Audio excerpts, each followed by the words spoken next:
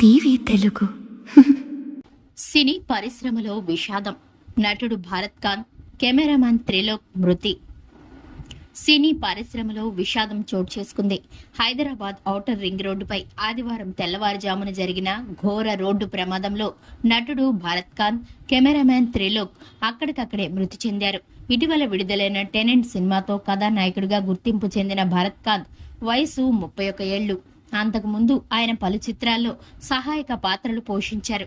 Cameraman Trilok కూడా 31 ఏళ్ల వయసులోనే మృతి చెందారు. ఆయన పలు సినిమాలకు సినిమాటోగ్రఫర్ గా పనిచేశారు. యువ ప్రతిభావంతుల అకాల మరణం టాలీవుడ్ ను తీవ్ర దిగ్భ్రాంతికి గురిచేసింది. ఈ ఘటనపై సినీ ప్రముఖులు, అభిమానులు సోషల్ మీడియా వేదికగా సంతాపం వ్యక్తం చేస్తున్నారు.